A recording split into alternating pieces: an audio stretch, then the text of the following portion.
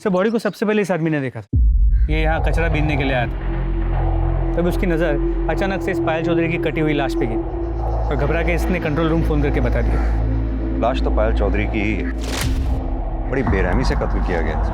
Damini sir, body को examine करो, check करो जरा सेक्सुअल असॉल्ट तो नहीं। सर।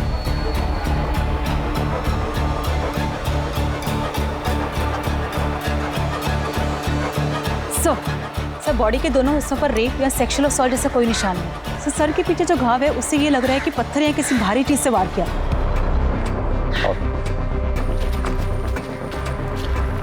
पहले भी कई बार हमें डेड बॉडीज टुकड़ों में मिली, लेकिन इस बार पता नहीं क्यों अजीब लग रहा है। बॉडी को पोस्टमार्टम के लिए भेजो। सर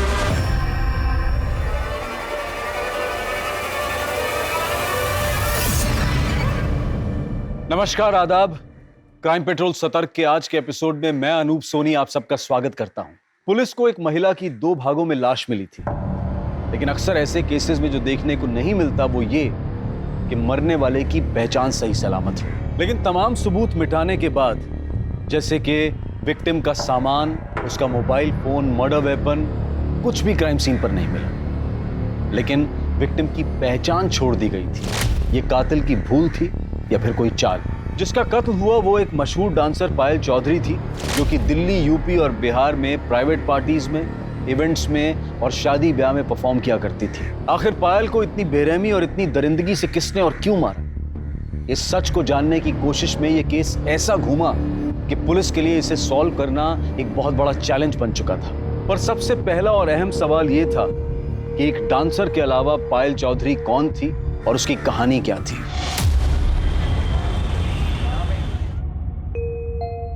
माँ, ये लो मिठाई खाओ। मिठाई? अरे मिठाई किस खुशी में? अरे माँ, अब खाओ तो। बता तो सही। तुम भी खाओ। पर खाओ ना। अरे अब तो बता। वो क्या है ना, मैं ब्याह कर रही हूँ। किससे?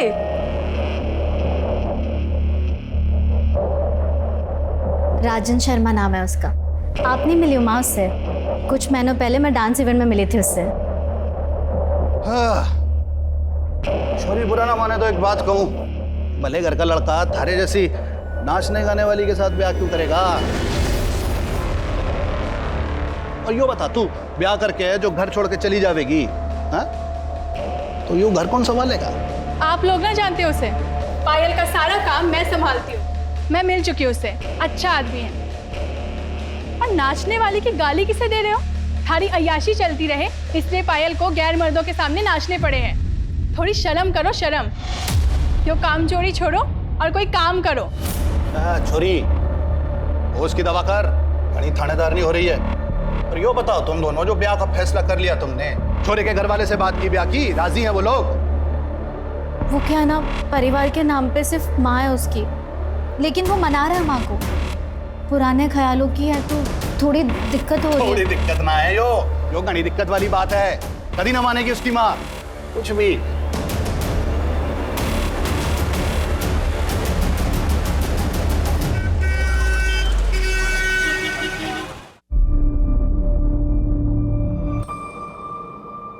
क्या हुआ? माँ, राजन की माँ ने हमारी शादी से मना कर दिया।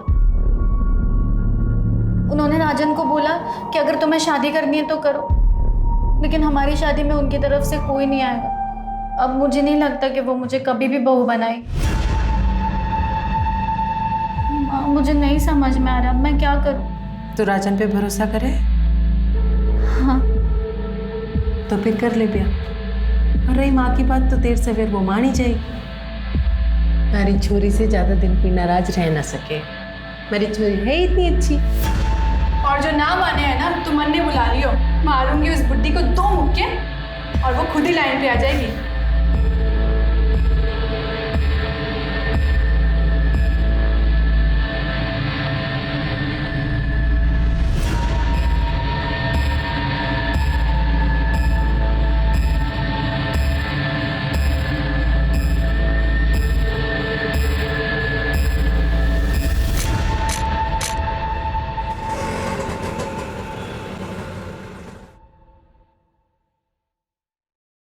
अरे आना।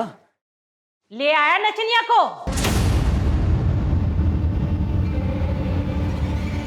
खानदान की पूरी इज्जत मिट्टी में मिला दी तूने। आज अगर तेरे बापू होते ना तो पहले इससे गोली मारते, फिर तुझे भी मार देते। अंदर तो आंदे, दरवाजे पे ही शुरू हो गई। हाँ, यहाँ तक तो आई है, अंदर भी आई जाएगी वो। और आता जाता हमारी खिल्ली उड़ाएगा। देख छोरा, बाजार की हर एक चीज ना घर नहीं लाई जाती। हे राम जी, इस बुढ़ापे में काका दिखना पड़ेगा पता नहीं है। चलो।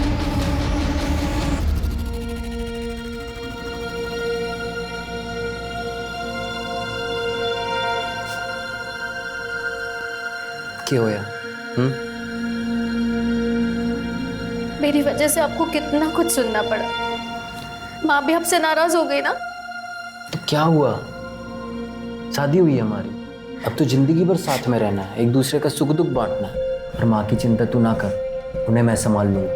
धीरे धीरे सब ठीक हो जाएगा। और अभी आंसू आंसू पहुंच और थोड़ा शर्मा वर्मा ले। नई नवेली दुल्हन है, थोड़ा फील तो आना चाहिए ना। हाँ, सुहाग रात है आज हमारी। तो थोड़ा तो मुस्कुरा दो। इधर से, इधर से, इधर से।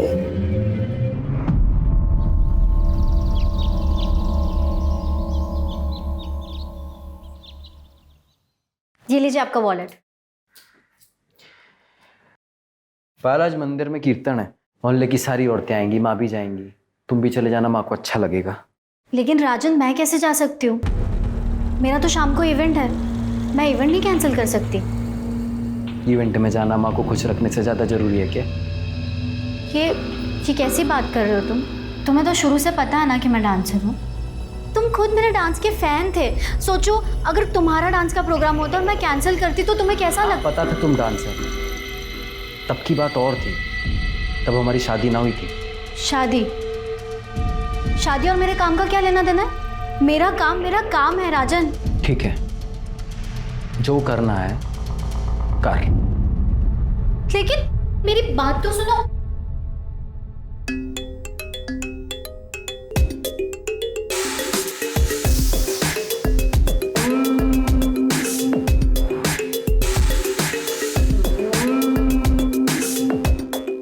वाह पायल, वाह।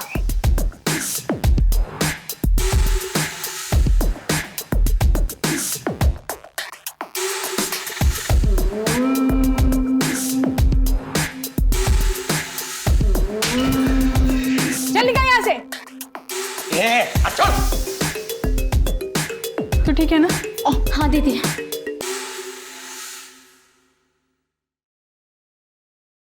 माँ जी,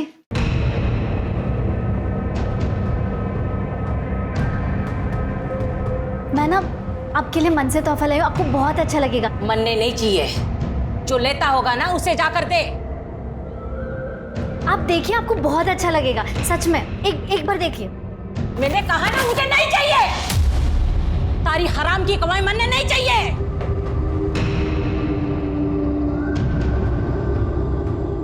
मैं क्या बोल रही हूँ, आप बात कीजिए ना माँ जी से, प्लीज। सही कह रही है माँ। तू हमें कोई गिफ्ट देना ही चाहती है तो ये डांस वांस छोड़ के अपना घर संभाल। ये क्या बोल रहे हैं आप? मैं घर तो संभाल ही रही हूँ ना। और रही बात काम की, तो मैंने आपको पहले ही बोल दिया था कि मैं शादी के बाद नहीं छोड़ सकती हूँ काम। काम के नाम का तो बाणा है। बात ये है कि थारे को ये घटिया आदमियों को अपने पीछे ला टपकाता देख के मैं मजा आवे। उनकी गंदी असली बातें सुनना पसंद है थारे को। खुशी होती है थारे को कि इतने सारे लोग थारे पीछे पागल हो रखे हैं। समझ में नहीं आता कि मन में?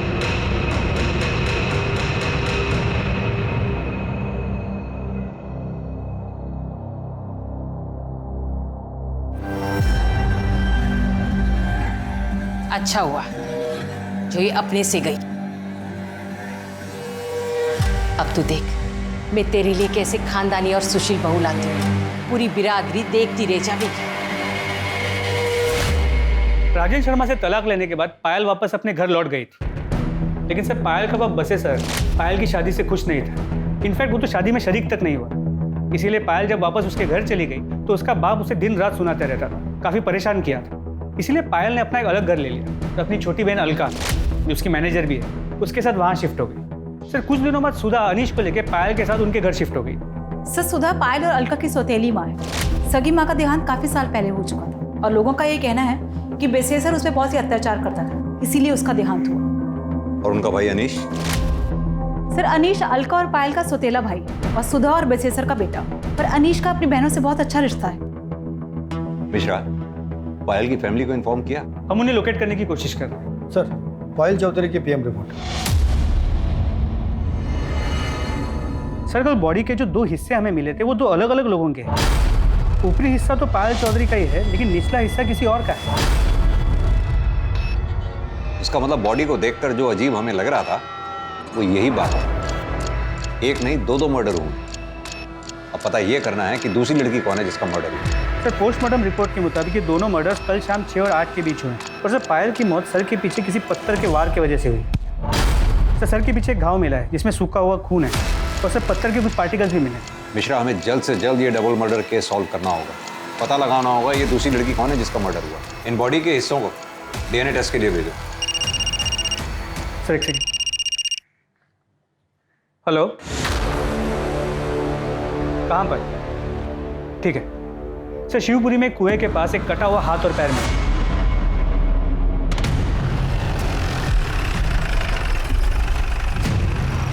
सर यहाँ सिर्फ ये हाथ और एक पैर मिला है, बाकी बॉडी पार्ट्स के लिए हम लोग आसपास चेक कर रहे हैं। हाथ पैर देख के तो यही लग रहा है ये किसी औरत के हैं। इन्हें पोस्टमार्टम के लिए भिजवाओ। आसपास अच्छी तरह से सर्च करो, शायद फेंकने वाले का कुछ सुराग मिले। सर दबिन, तुम इस पार्ट को चेक करो। हेलो, ठीक है, मुझे एड्रेस मैसेज कर दो। सर पायल चौधरी का एड्रेस मिल गया।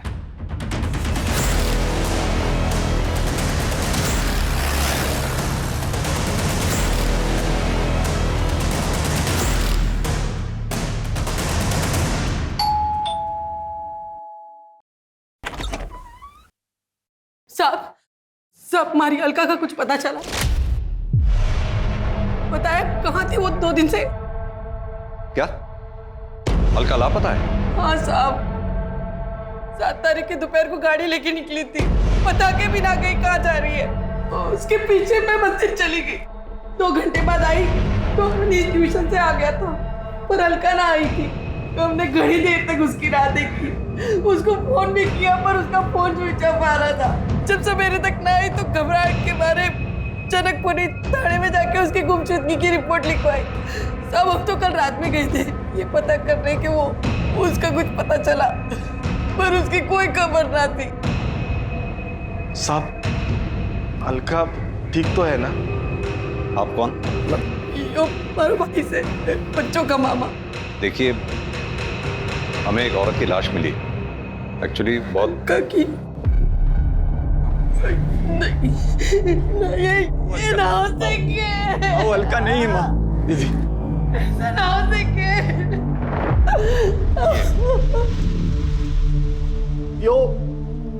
ये तो पायल है।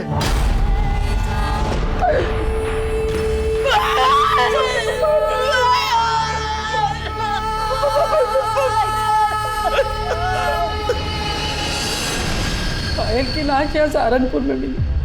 साहब ऐसा कैसे हो सकता है? वो तो मुजफ्फरनगर गई है, 7 तारीख को उसका प्रोग्राम था वहाँ। आज तो वो वापस आने वाली थी, हम उसकी राह देख रहे थे, पर वो हमेशा के लिए हमें छोड़कर चली गई। देखिए, मैं जानता हूँ कि हालात काफी नाजुक हैं, लेकिन फिर भी बस इतना जानना चाहता हूँ कि पायल का क्या कभी किसी से कोई झगड़ा हुआ था या कोई दुश्मनी थी? सब दुश्मनी क्या होगी ऐसी नेक्चुरी की, पर आजकल शाम के साथ घने झगड़े होते थे उसके। शाम कौन? श्याम तिवारी, पायल का पति। दोनों ने मंदिर में ब्याह किया था। श्याम ने पायल से पैसों के लिए ब्याह किया था। पायल को बेवकूफ बनाकर उससे पैसे लेकर कैश में एक दुकान खरीदी थी। पायल उससे इतना प्यार करती थी, पर बाद में पता चला कि श्याम पहले से ही शादीशुदा है। रुड़की में उसके बीवी बच्चे रहते हैं। बाद में उसने रजिस्ट्रार ऑफिस में जाकर पता किया तो पता चला कि उसने दुकान तो खरीदी थी पर अपने नाम पे। इस बात पे उन दोनों में घड़ा झगड़ा हुआ। अलका को भी ये बात पता है। उसने भी तिवारी को खूब खरी खोटी सुनाई थी। पायल को मालूम था कि अलका गायब है? नहीं साहब, हमने फोन किया था पर उसका फोन बंद आ रहा था और अलका की टेंशन में फिर हम उसे फोन करना ही भूल गए। आपके पति आपकी बच्चियों से बहुत नफरत करते हैं। क्या आपको लगता है कि वो ये काम? साहब, वो वैसे ही बड़ा गिरा हुआ इंसान है। कुछ कह नहीं सकती कि वो इतना भी गिर सकता है। अनीश, तुम कुछ कहना चाहोगे जिससे हमारी मदद हो सके? मैं तो बस इतना ही कहना चाहूंगा कि पायल और अलका दी सिर्फ मेरी बहन ही नहीं, भाई बाप सब थी। ठीक है, अभी हम चलते हैं। अलका के बारे में जैसी कोई खबर मिलेगी आप लोगों को इन्फॉर्म कर दें। मिश्रा, ये जनकपुरी पुलिस स्टेशन से अलका के केस की फाइल मंगवाओ। अब ये केस हम ही देखेंगे। पता करो 7 मार्च को पायल सहारनपुर में क्या कर रही थी। वो मुजफ्फरनगर गई भी थी या नहीं? अलका की गाड़ी ढूंढवाओ। अलका और पायल दोनों के कॉल रिकॉर्ड्स और मोबाइल लोकेशन डिटेल्स निकलवाओ। और हाँ, श्याम तिवारी, इसको थाने बुलाओ पूछताछ के लिए। क्या मेरी पायल का मर्डर हो गया है? तो नहीं सर, ऐसा नहीं हो सकता सर। ओवर एक्टिंग कम कर। सर, मैं एक्टिंग नहीं कर रहा हूँ, मैं सच कह रहा हूँ। मैं पायल से बहुत प्यार करता था। अपनी पहली बीवी और बच्चों से भी ज्यादा। सर मैं मानता हूँ कि मैं शादीशुदा हूँ, लेकिन भगवान जानता है कि ये रिश्ता कब का टूट चुका था और अब तो मैं उसे कानूनी तरीके से भी खत्म करने वाला था। क्योंकि पायल के पास ज्यादा पैसा था। उसकी दुकान हड़प के भी तुझे चैन नहीं मिला। सर, ये झूठ है। मैंने उसके लिए अपने पैसों से दुकान खरीदी थी। सर, मैं कब से अपनी एक इवेंट कंपनी का ऑफिस खोलने के लिए पैसे जोड़ रहा था। अच्छा, तो तूने पायल की ब्लैक मनी से दुकान नहीं खरीदी? सर, मैं उसके पैसे से क्यों दुकान खरीदूंगा? ठीक है, तो अभी तो जा सकता है, लेकिन सहारनपुर छोड़कर कहीं मत जाइए। अपनी बीवी के पास रुड़की भी नहीं। जी सर।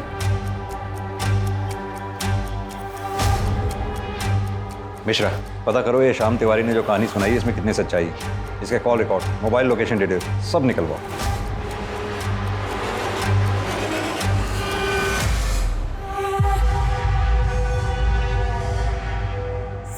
सर अलका का फोन स्विच ऑन हुआ था। इससे पहले कि लोकेशन पता कर पाते, फोन फिर से स्विच ऑफ है।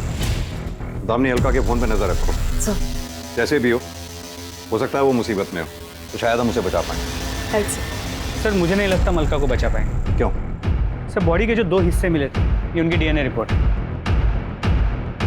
इसका मतलब तो निचले पार्ट का डीएनए 50% पायल की बॉडी से मैच करता है। तो यानी वो बॉडी अलका की है? सर, रिपोर्ट से तो यही लगा।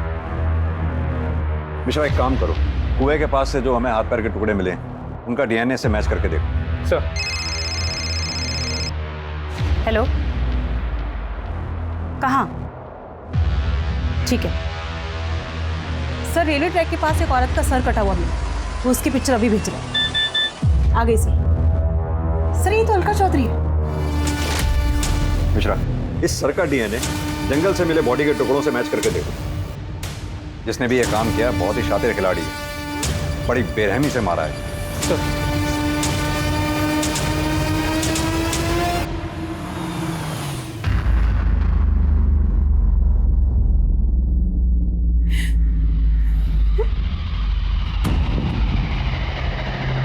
आंटी जी,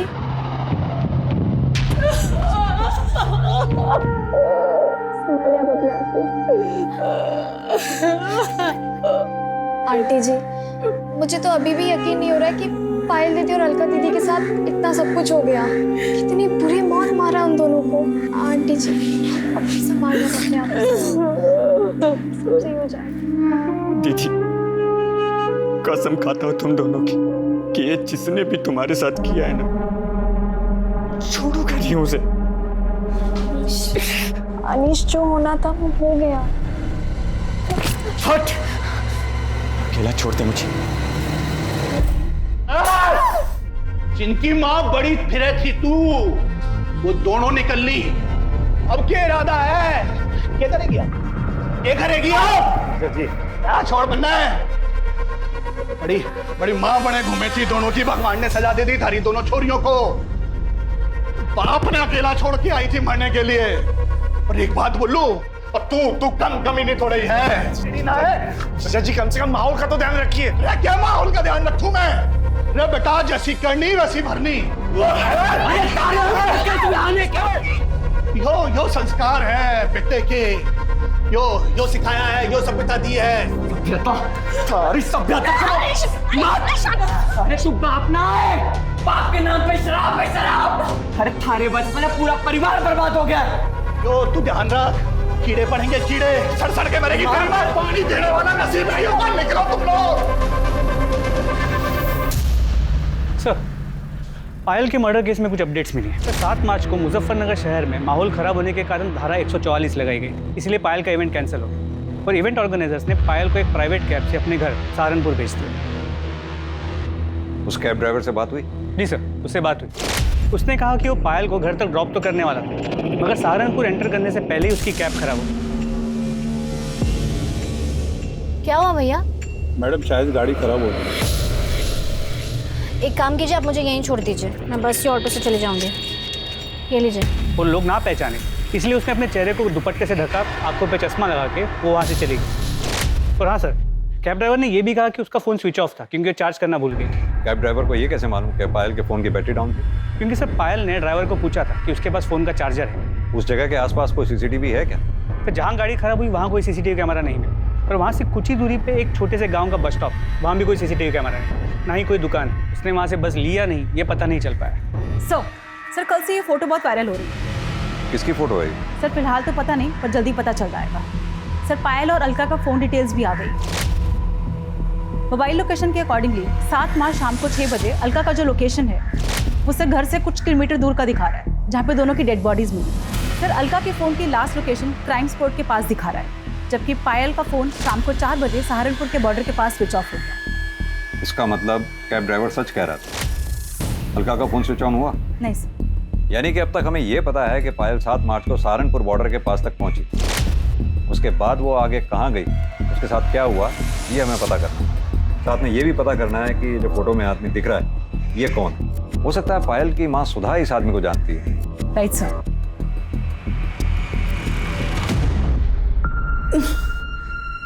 ये तो रतन सेठ है, मैं तो इसे घना भला आदमी समझती हूँ। पायल ने घना काम किया है इनके लिए, पर उसने कभी बताया ना कि ये इतना घिनौना काम भी कर सके। कहाँ मिलेगा ये रतन सेठ? मिलना तो अपने गुलमोहर सर्कल वाले ऑफिस में चाहिए, बैठते वही हैं।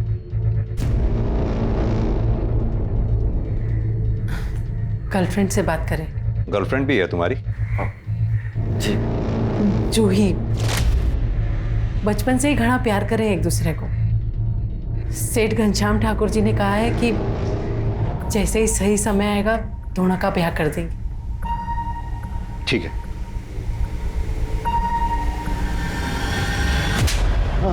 साहब मैं सच बोल रहा हूँ साहब। अरे जबरदस्ती तो क्या, मैंने पायल को हाथ तक नहीं लगाया साहब। अच्छा, ये फोटो क्या शौक के लिए खिंचवाए थे? साहब ये फोटो की तो मैं क्या बात करूं, इसने तो मेरी जिंदगी बर्बाद कर दी है। मतलब? मैंने पायल के साथ में बहुत काम किया है, उसके साथ सोने के सपने देखता था, लेकिन सब होश में कभी मुझे उसके पास जाने की हिम्मत ही नहीं हुई। वो किसी को अपने पास भटकने ही नहीं देती। एक दिन जैसे ही काम खत्म हुआ तो पेमेंट लेने मेरे कमरे में आई। आओ पायल आओ, बैठो। अरे भाई आज तो तूने कमाल ही कर दिया, लोग तुम्हारे दीवाने हो गए। मुझसे तेरा नंबर मांग रहे और मुंह मांगी कीमत देने के लिए भी तैयार है लोग। नहीं सेठ जी, मुझे एक्स्ट्रा पैसे नहीं चाहिए, बस मुझे मेरे काम के पैसे दे दीजिए। बस अभी लेके आया, तब तक तू बैठ, मैं तेरे लिए जूस लेके आया। बैठ।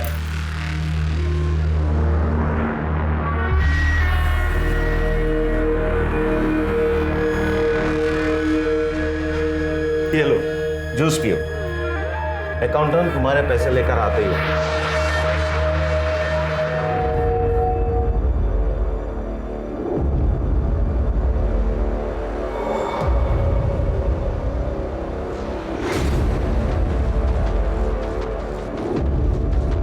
पायल, पायल, पायल,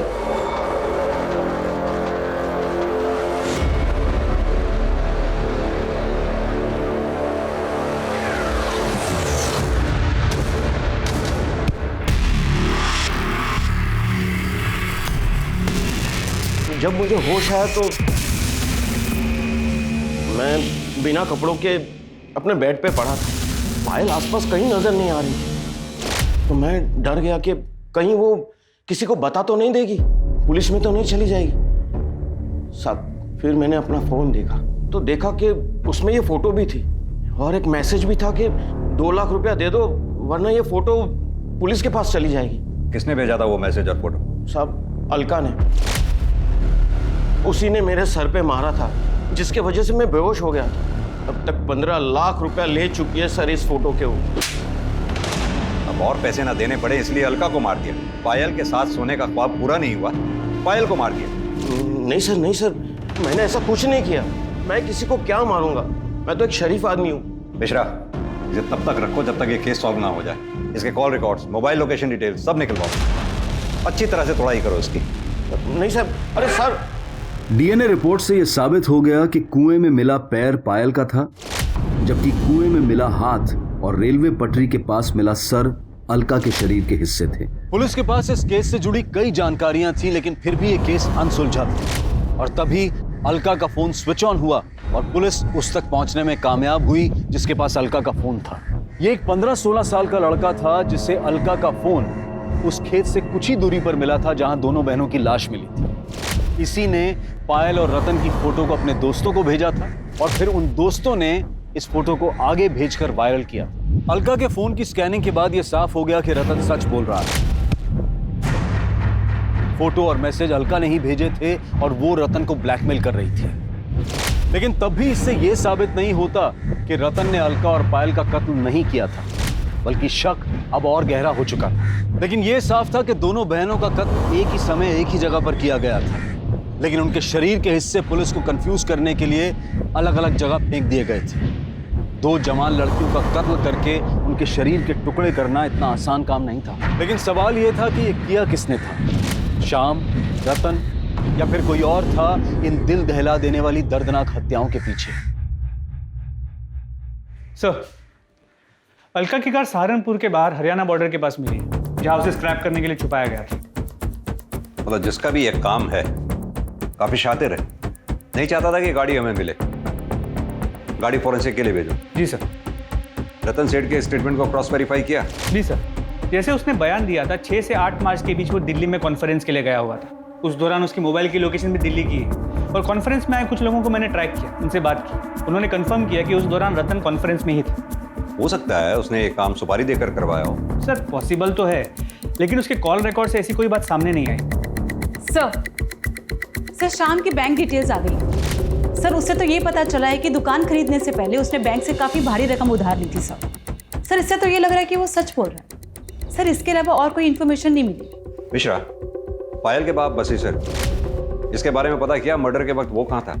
जी सर, 7 मार्च को शाम से ही वो एक देसी ठेके में बैठे उधार की दारू पी रहा था। वहाँ काम करने वाले कुछ लोगों से मैंने बात की, वो वही था। और हाँ सर, पायल के पहले पति राजन के बारे में पता किया। राजन का और उसकी माँ का पायल और अलका से मार्केट में झगड़ा हुआ था, जिस दौरान अलका ने राजन की माँ का सर फोड़ दिया और राजन ने उन्हें धमकी दी थी कि वो उन्हें देख लेगा।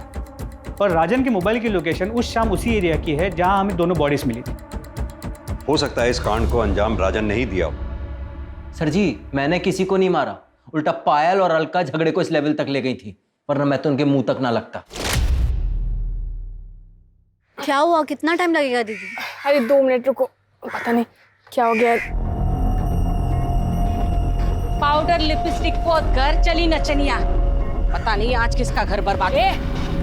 क्या बोली तू? हाँ, हमारी बहन का घर तोड़ दिया। कुछ तो शर्म कर बुढ़िया, भगवान को क्या मुंह दिखाएगी? देखो भगवान की बातें कौन कर रहा है। पूजा पाठ का नौटंकी करती है और कमीन पंती नहीं छोड़ती है। तुझे तो अलका, ये बकवास कर रही है? औकात मेरे वरना क्या? टूट जाए हमारी घर और गृहस्थी, अब मुझे कोई डर नहीं है। और क्यों सुनो मैं तुम्हारी और तुम्हारी माँ की बकवास?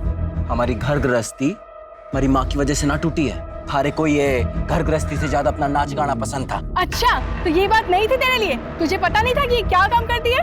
तब मारे छोरे ने ये सोचा था कि ये कीचड़ मारे घर में आकर पवित्र हो जाएगी। इसे एक आदमी से थोड़ी ना पेट भरता है। छोड़ूंगा नहीं तेरे को, जान से मार दूंगा दोनों को। जा। इसके बाद मैं सीधा अपनी माँ को लेकर डॉक्टर के पास गया। 3 टांके आए थे माँ को। और तभी तूने तय कर लिया पायल और अलका को मारने का। देखिए सर जी, मैं मानता हूँ कि मैं उस एरिया में था, पर मैं वहाँ अपने फैमिली डॉक्टर से अपनी माँ की दवाइयाँ लेने गया था। आप चाहो तो पता कर लो। वो तो हम पता कर ही लेंगे। अभी तो तू जा सकता है, लेकिन सहारनपुर छोड़कर कहीं मत जाइए। सर, फोरेंसिक टीम ने बताया कि गाड़ी में कोई फिंगरप्रिंट्स नहीं मिले और जो भी खून के ट्रेसेस मिले वो दोनों बहन अलका और पायल के ही। यानी कि पायल और अलका का मर्डर हो सकता है कि गाड़ी में ही हुआ हो सकता है फिंगरप्रिंट्स जानबूझ के मिटाए गए। किसका काम हो सकता है? सर, ये शाम के phone record. Sir, call records के मुताबिक मर्डर के 2 दिन पहले इस शाम ने एक सुपारी किलर गफूर को कांटेक्ट किया। पर सर, ये लोकेशन डिटेल्स के मुताबिक जिस दिन दोनों बहनों का मर्डर हुआ, शाम का फोन रुड़की से सहारनपुर के बाहर आके रुका और फिर वहाँ से पायल के घर की तरफ मूव हुई और फिर पायल के घर से वापस रुड़की की तरफ गया, मगर अलग रास्ते से। मिश्रा, कि पायल की गाड़ी भी तो सहारनपुर बॉर्डर के आसपास ही खराब हुई थी। जी sir. Sir sir sir sir मत मारो सर सर सर सर बता रहा sir sir sir sir sir sir plan तो ये था कि जब 9 मार्च को पायल मुजफ्फरनगर से सहारनपुर आएगी ना, तभी उसका काम तमाम कर दूंगा और उसी दिन अलका को भी मार दूंगा। लेकिन सर अचानक से पता चला कि पायल का इवेंट ही कैंसिल हो गया। मैंने बहुत देर तक हाईवे पे उसका इंतजार किया, फिर देखा कि अचानक से उसकी गाड़ी खराब हो गई और वो पैदल जाने लगी। वहां बस स्टॉप पर और लोग भी थे, इसलिए मैंने गफूर को वेट करने को कहा। फिर अचानक पायल का दुपट्टा सरक गया और लोगों ने उसे पहचान लिया और लोग भी वहां पर आ गए। सबने उसे घेर लिया। क्या करें अब? फिर एक लड़का मोटरसाइकिल पर आया और पायल उसके साथ चली गई।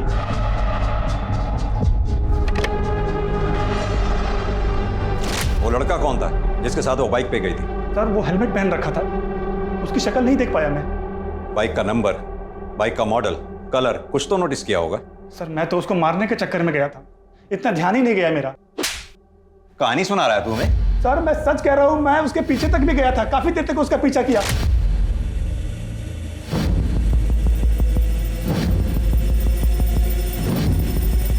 गफूर, छोड़ इसको, बाद में देखते हैं। निकल नहीं क्या? तूने उनका पीछा किया, सुनसान जगह देखकर दोनों को गाड़ी से उतारा, उनको मारा और फिर लाश को ठिकाने लगा दिया। नहीं नहीं सर, ये झूठ है। ये झूठ है? चल अब ये बता, दुकान किसके पैसे की खरीदी थी? बोल। हाँ सर, ये सच है कि वो दुकान पायल के पैसे से थी।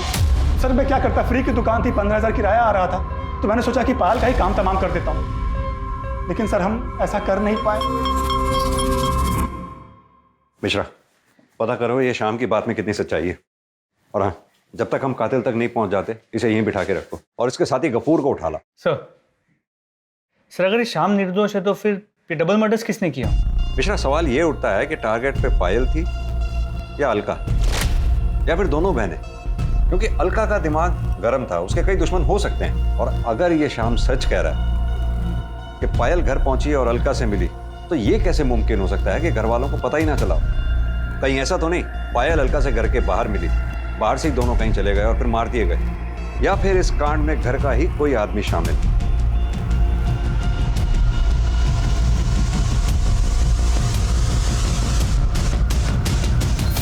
तो श्याम तिवारी सही कह रहा था, अलका के एक नहीं कई दुश्मन। पायल जहां भी परफॉर्म करती थी लोग उसे छेड़ते थे और अलका उनका मुंह तोड़ जवाब देती। वो ये नहीं देखती थी कि वो कौन है, कोई नेता है, नेता का भाई है या पैसे वाला आदमी। वो किसी से भी नहीं डरती थी। यानी कि एक कामचोर बाप ने अपनी अय्याशी के लिए अपनी दोनों बच्चियों का जीवन ही बर्बाद कर दिया।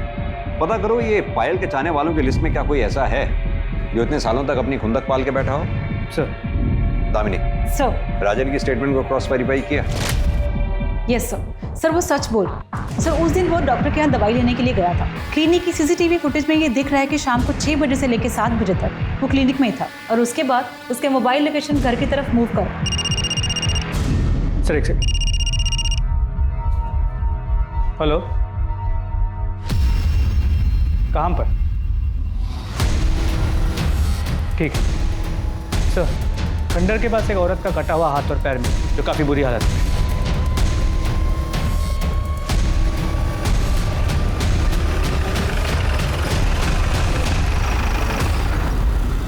पायल की बॉडी का ऊपरी हिस्सा और अलका की बॉडी का निचला हिस्सा हमें यहाँ मिला। इसका मतलब दोनों बहनों को यहाँ गाड़ी से उतारा गया और मारा गया। जाहिर सी बात है, ये स्पॉट उनके घर के रास्ते में ही पड़ता है। अब या तो कातिल उनका पहले से पीछा कर रहा था, जिसने यहाँ पहुंचकर गाड़ी को रुकवाया, दोनों बहनों को उतारा और कत्ल किया, या फिर वो कातिल बीच रास्ते में उन्हें मिला, जिसे उन दोनों बहनों ने अपनी गाड़ी में बिठाया। अब अगर गाड़ी में बिठाया है तो या तो कातिल उनका जानने वाला होगा, दोस्त होगा, या फिर परिवार का कोई सदस्य होगा, जिसने यहाँ पहुंचकर उन दोनों को गाड़ी से उतारा और कत्ल किया।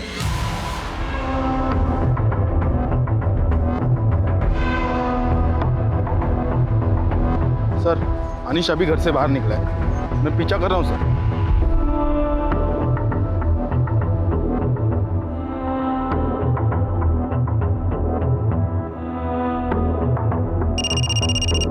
हाँ पांडे, वो जवाहर नगर के दूसरी नंबर गली के आखिरी मकान में घुसा है सर, उस तरफ।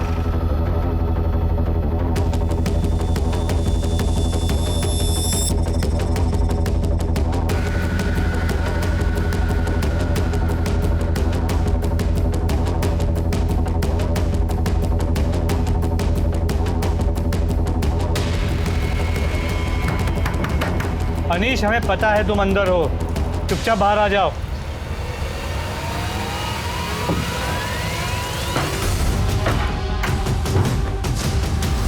अंदर चेक करो।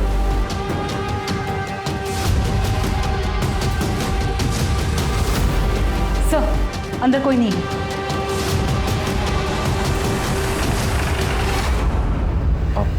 जवाहर नगर में गया था, पर हुआ क्या? क्यों गए? अब पढ़ाई करने गया था मैडम, वो मेरा वहाँ दोस्त रहता है ना, तो आता जाता। तो एक बात बता, जब तू वहाँ से निकला हमें दिखाई क्यों नहीं दिया? मतलब तूने मुझे बताया क्यों नहीं तू वहाँ गया था? नहीं माँ, मैं तो आपको बताने ही वाला था, पर आप सोई हुई थी तो इसीलिए मैं। दोस्त का नाम क्या है? रवि चौरसिया। अचानक पूरा केस घूम गया। इन्वेस्टिगेशन के प्राइम सस्पेक्ट अनीश और उसका दोस्त रवि चौरसिया बन चुके थे। अनीश के कॉल डिटेल्स और मोबाइल लोकेशन से यह साफ हो गया कि अनीश अक्सर अपने दोस्त रवि चौरसिया के घर जाता था और दोनों रोज बात करते थे। लेकिन रवि की मोबाइल लोकेशन ने उसे बड़ा सस्पेक्ट बना दिया था। रवि के इर्द गिर्द सब कुछ संदिग्ध था। जैसे कि उस शाम जब अनीश रवि के घर पहुंचा था, तब रवि की मोबाइल लोकेशन के मुताबिक वो घर पर ही था। उसके बाद से रवि का मोबाइल फोन स्विच ऑफ आ रहा था और वो गायब था। इतना ही नहीं, उसका मोबाइल फोन उस बस स्टैंड पर भी मौजूद था जहां से पायल ने लिफ्ट ली थी। और बस स्टैंड पर लोगों के पहचाने जाने के बाद यह तय हो गया कि रवि ही वो लड़का था जिसने 7 मार्च की शाम को पायल को अपनी मोटरसाइकिल पर लिफ्ट दी थी और उसे घर छोड़ा था। वो रवि ही था जिसने 7 मार्च की शाम को अलका और पायल को जिंदा देखा था।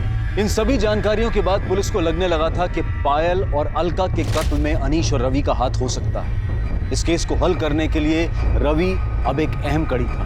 पुलिस रवि के फोन पर नजरें गड़ाए हुए थी और जैसे ही फोन ऑन हुआ, पुलिस ने बिना देरी किए रवि को उठा लिया। मैं और रवि, हम दोनों एक दूसरे से बहुत प्यार करते हैं। जूही से हमारा कोई वास्ता नहीं सर। सर, मैं अनीश को पहली बार पायल दीदी और राजन की शादी में मिला था सर, और अनीश को देखते ही मुझे इससे प्यार हो गया था सर, मुझे लड़के पसंद है, ये मुझे तब पता चला जब मैं रवि से मिला। पर मुझे ये भी पता था सर कि कुछ भी हो जाए मेरी माँ जूही से शादी करा के रहेगी। रवि से झगड़ा होता था, माँ को लगता था कि मुझे जूही से झगड़ा हुआ, और माँ उसे मनाने को बोलती थी। और सर, मुझे समझ में नहीं आता था कि मैं माँ को अपने रिश्ते के बारे में कैसे बताऊँ। 7 मार्च को क्या हुआ था? पायल तुम्हें कहाँ मिली? सर, मैं अपने एक रिश्तेदार को बस स्टॉप पर छोड़ने गया था, तो मैंने रास्ते में देखा कि कुछ लोगों ने पायल दीदी को घेरा हुआ है। तो मैंने दीदी को बोला कि आओ मैं आपको घर छोड़ देता हूँ, और मैंने अपनी बाइक पे उन्हें घर छोड़ दिया था सर, मेरे पास ना पायल दीदी का बैग रह गया था बाइक, मैंने सोचा मैं वापस कर देता। जैसे ही मैं उनके घर के पास पहुँचा तो मैंने देखा वो कार में कहीं बैठकर जा रही थी, और फिर मैंने उनका पीछा किया।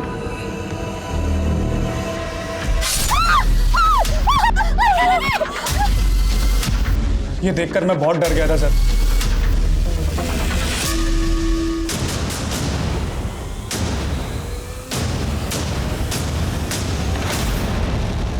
क्यों मारा उन दोनों को? मैंने सोच लिया था कि मैं उस अलका को जिंदा ना छोड़ूं। फिर पायल 2 दिन के लिए बाहर गई थी, यही मौका था। हमने सोचा कि बहाने से उसे मंदिर ले जाते हैं और वहीं मार देते हैं, पर फिर पायल वापस आ गई। अरे पायल, शुक्र है भगवान का तू आ गई। नहीं तो जान ही सूख गई थी जब ऑर्गेनाइजर ने बताया था कि तू काफी देर पहले निकल गई। अरे पायल, तू तो 9 तारीख को आने वाली थी, फिर? अरे माँ, मैं बताना भूल गई, वो इसका प्रोग्राम कैंसिल हो गया। चल अब आई गई है तो हमारे साथ मंदिर चल, घर में अकेले क्या करेगी? अच्छा ठीक है, मैं बैग रख के आती हूँ। हाँ?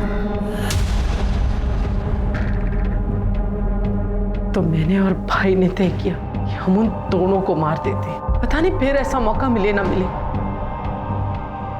जब गाड़ी सुनसान जगह पर पहुंची तो मैंने बहाना बनाया, मैं बस 2 मिनट। हाँ माँ।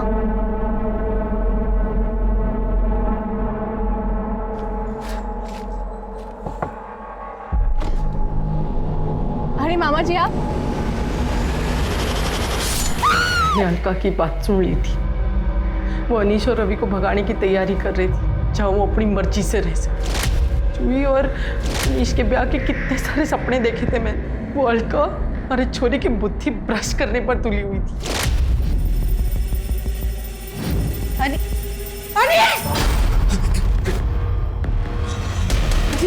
यो क्या कर रहा है? हाँ? इतनी सुथरी गर्लफ्रेंड है थारी, फिर यो? माँ हमारी गर्लफ्रेंड ना है। आंटी आप तू तो रहने दे सुनने सुनाने की बातें। निकल निकल। माँ, इतना हल्ला क्यों मचा रही है? गलत क्या है इसमें? अनीश अगर इसमें खुश है तो इसे खुश रहने दे। तू इसकी तरफदारी कर रही है? अच्छा, अब समझी। थारे को ये सब पहले से मालूम था। यो थारा दोस्त।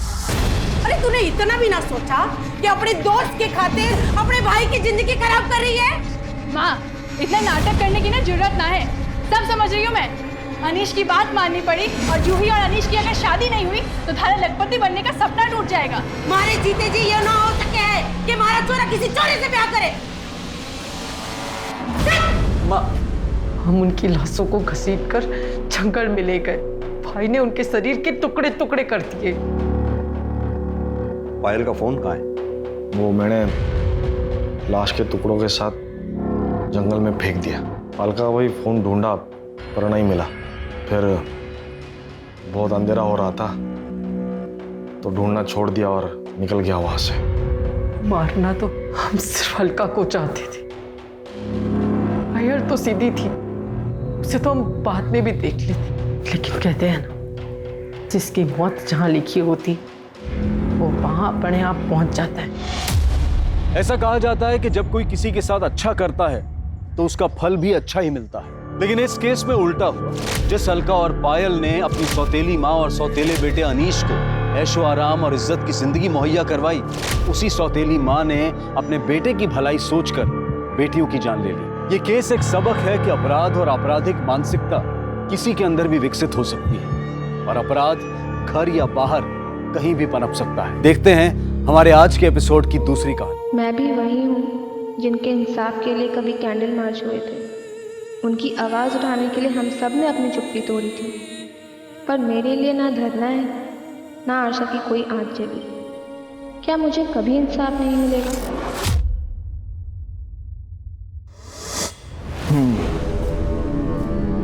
तो तुम्हारा रेप हुआ, किसने किया? सर वो कुछ याद नहीं आ रहा कौन था, पर उसने मेरे साथ। मतलब तुम कह रही हो कि तुम्हारा रेप हुआ और तुम्हें नहीं मालूम किसने की?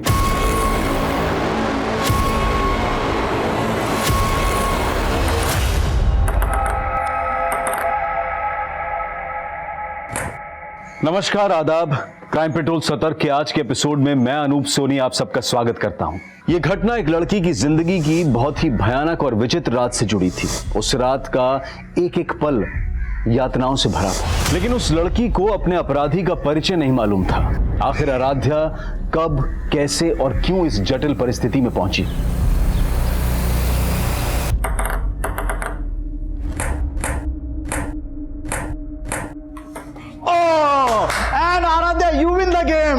शॉट। ए नैना क्या कर रही हो तुम, थोड़ा एनर्जी रखो ना।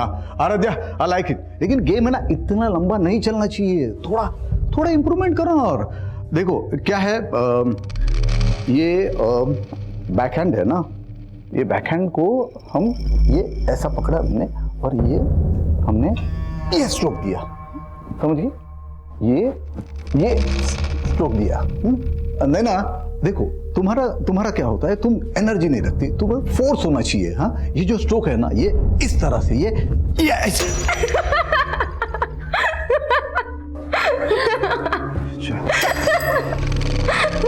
ओके ठीक, आज प्रैक्टिस यही खत्म करते हैं, कल फिर मिलते प्रैक्टिस पे।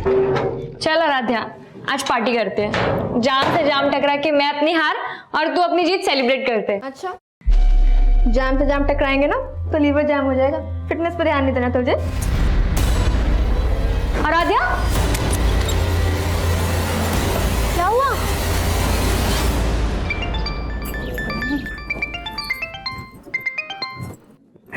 हाँ जी बोलो। 5 बज रहे हैं और आराध्या अभी तक घर नहीं आई।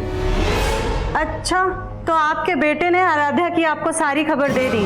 हाँ तो भाई है तो फिक्र तो होगी ना उसको।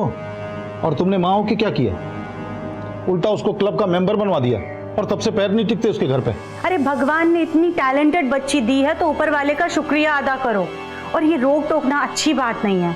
तो अब कहाँ पे झंडे गाड़ रही है? देखो, लीवर की फिक्र होना तो ठीक है, लेकिन दिल का भी ख्याल रखना चाहिए। मौसम देखो यार कितना अच्छा है, ये लो। बस तल्ली नहीं होना, मुझे घर भी तो जाना है। ओ हेलो, हमें कौन सा शमशान जाना है? बारिश है, बियर है, तुझे और क्या चाहिए? चल अब आइए ना तो अच्छे से एंजॉय करके जा। एंजॉय तो तब करूंगी ना जब कंट्रोल में रहूंगी। कंट्रोल? अरे मैं हूँ ना, मैं करता हूँ तुझे कंट्रोल। आजा, नहीं पीना यार प्लीज। आजा आजा आजा आजा। सुपर हीरो तो होगा नहीं जो ये छत से कूदने के जीन्स आ गए तेरे अंदर हैं? चिल कर यार, मैं तो बस ये कह रहा था कि ये रिस्की खेल बंद कर एंड हैव सम फन। चल देख। ओ हेलो, तू बड़ा ब्लश कर रही है, जानती है क्या उसे? जानती तो नहीं, पर लड़का जानने लायक है। अपने बॉयफ्रेंड के सामने फ्लर्ट कर रही है। आज तू पीने के लिए ब्लैकमेल कर रहा था, कल को जीने के लिए ब्लैकमेल किया तो तेरे साथ रिस्क बहुत है, समझा? कोई रिस्क नहीं है पापा, आप तो ऐसे डर रहे हैं जैसे दूसरी लड़कियां जॉब ही नहीं करती। होटल में वेटर का काम करके बड़ा नाम रोशन कर रही मेरा, और रोज रात को 12-12 बजे तक घर आती है। देख मंजू, ये सब नहीं चलेगा। पापा, आप खुद तो मेरी पढ़ाई का खर्चा उठा नहीं पाते, अब क्या मैं खुद की पढ़ाई के लिए पार्ट टाइम जॉब भी नहीं कर सकती? बोल तो ऐसे रही है जैसे तुझे अनपढ़ छोड़ रखा है मैंने। बीए करवा दिया ना, अब इसके आगे ना तो पढ़ाई करेगी ना जॉब करेगी, समझी?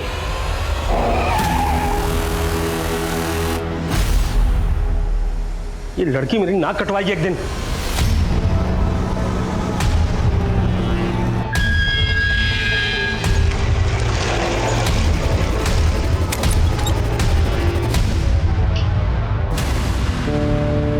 हेलो पापा,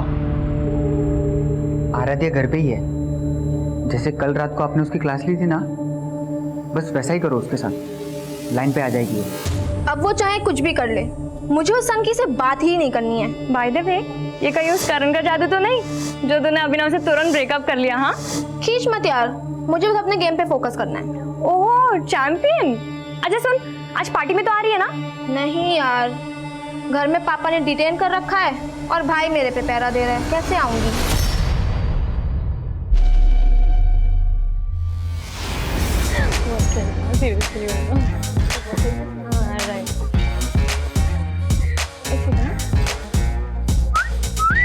वाह क्या बात है। भाई द वे, तू आराध्या ही है ना? क्योंकि वो तो शायद पार्टी में नहीं आने वाली थी, मम्मी ने अलाउ कर दिया। मम्मी ने किस चीज के लिए अलाउ किया? जागरण के लिए, पार्टी के लिए? तेरे कपड़े तो देख। क्यों, क्या हुआ? आराध्या बहुत सुंदर लग रही हो। अब मैं क्या कह रहा था, मुझे तुमसे कुछ। आराध्या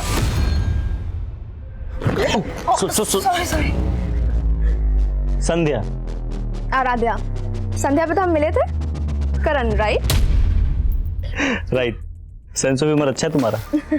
वैसे क्या हुआ आज, चोर पुलिस खेल रहे हो क्या बॉयफ्रेंड गर्लफ्रेंड? अभिनव मेरा बॉयफ्रेंड नहीं है, he is just a friend. Okay.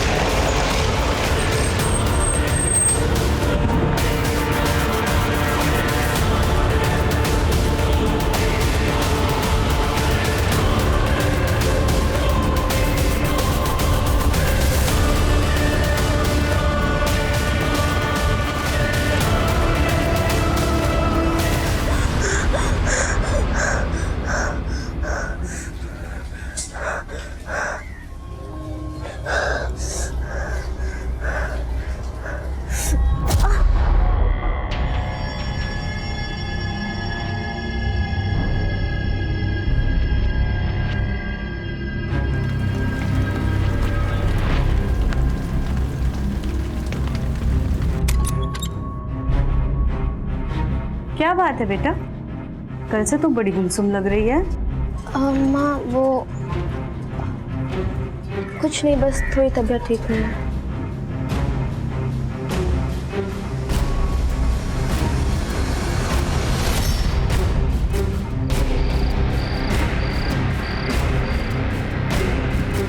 ज्यादातर रेप विक्टिम्स अपनी तकलीफ अपनों से भी नहीं बता पाते, पर ऐसे मामलों में विक्टिम की मेडिकल रिपोर्ट एक इंपॉर्टेंट एविडेंस होती है और एफआईआर में की गई देरी इस एविडेंस को मिटा सकती है। आराध्या ने अपने परिवार को भी ये बात 3 दिनों बाद बताई, लेकिन तब तक बहुत देर हो चुकी थी। शराब, पार्टी और लड़के, इसके अलावा कुछ सोचता है तुझे?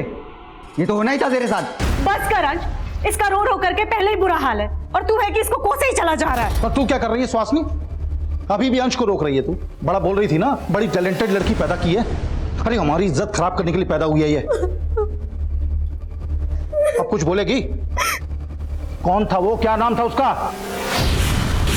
कुछ बोलेगी? पापा नाम क्या? इसको तो उसकी शक्ल तक याद नहीं है। क्या? हाँ, नशे में टूल थी। मुझे तो लगता है दारू के साथ ड्रग्स भी लेना चालू कर दिया इसने। ड्रग्स नहीं लिया था मैंने, बस थोड़ी सी बियर पी ली थी। ऐसे बोल रही जैसे बहुत महान काम किया इसने। हाँ मैंने गलती की पापा, पर उसका मतलब ये नहीं कि कोई भी मेरा रेप कर देगा। 3 दिन से इसीलिए चुप थी कि मुझे पता था आप मुझे गलत समझोगे, और जिसने गलत किया है उसे कोई भी नहीं कोस रहा है। अरे तो कोसने के लिए कोई होना चाहिए ना। अब वो जो भी है उसे पुलिस ढूंढेगी। हाँ हाँ, तू तो बड़ी मिनिस्टर की बेटी है, पुलिस तेरे इशारे पे काम करेगी। क्या बोलेगी पुलिस को तू? तुझे उसका नाम, उसकी शक्ल कुछ तो याद नहीं है, तो चुपचाप घर पे बैठ, कहीं जाने की जरूरत नहीं है।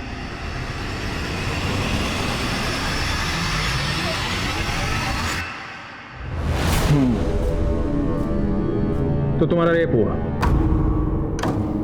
किसने किया? पर वो कुछ याद नहीं आ रहा कौन था, पर मतलब तुम कह रही हो कि तुम्हारा रेप हुआ और तुम्हें नहीं मालूम किसने किया? सर दरअसल उस दिन ये होश में नहीं थी। सर एक्चुअली उस दिन मैं एक पार्टी में गई थी और मैंने वहाँ थोड़ी सी बियर पी ली थी, पर इतना नशा मुझे पहले कभी भी नहीं हुआ था जितना उस रात को हुआ मुझे। मतलब ये सब पार्टी में हुआ? नहीं सर, पार्टी में नहीं हुआ। मुझे याद है अच्छे से कि पार्टी के बाद घर जा रही थी और मुझे बहुत तेज चक्कर आ रहे थे, बहुत सर दुख रहा था और फिर कुछ भी समझ नहीं आया था कि मेरे साथ हो क्या रहा है, और फिर अचानक से मैं वहीं पे बेहोश हो गई। और जब मुझे हल्का सा होश आया और फिर अचानक पता नहीं मैं कैसे उसी रोड पे पहुंच गई जहाँ पे मैं बेहोश हुई थी।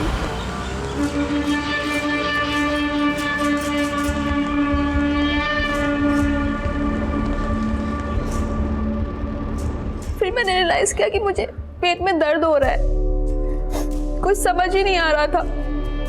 फिर मुझे एक टैक्सी दिखी और मैं टैक्सी लेके घर चली गई।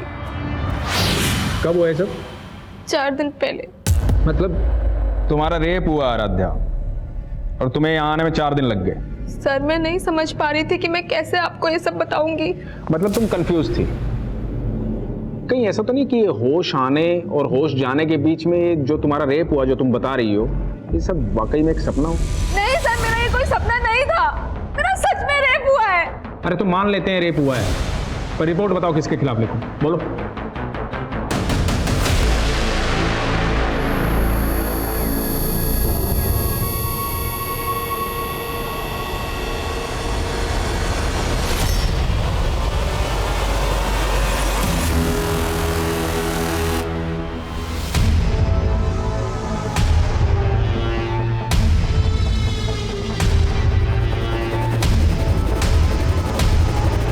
देख लिया ना पुलिस के पास जाके? मैंने पहले ही बोला था वो लोग कंप्लेंट तक नहीं लिखेंगे तुम्हारी। उन्होंने कंप्लेंट नहीं लिखी पापा, इसका मतलब ये नहीं कि मेरे साथ क्राइम नहीं हुआ है। लेकिन ये भी तो हो सकता है कि तेरा रेप ही ना हुआ हो।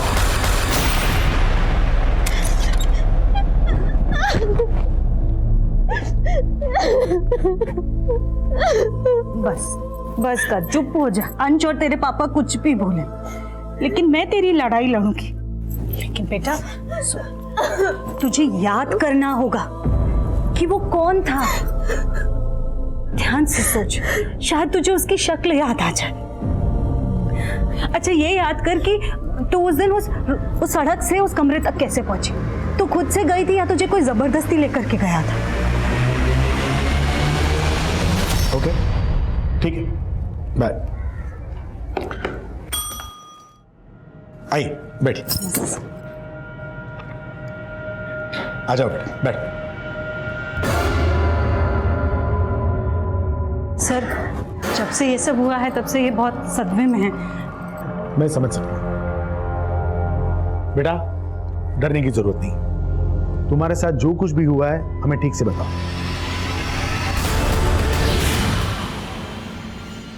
पानी, आराम से, डरने की जरूरत नहीं।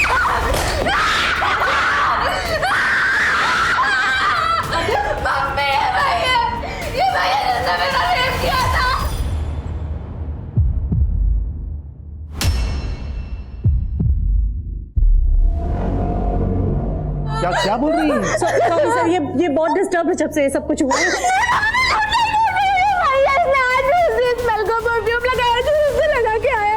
परफ्यूम? आपकी बेटी का दिमाग तो सही है ना? क्या बोल रही है ये? दिमाग तो तुमने खराब किया मेरा।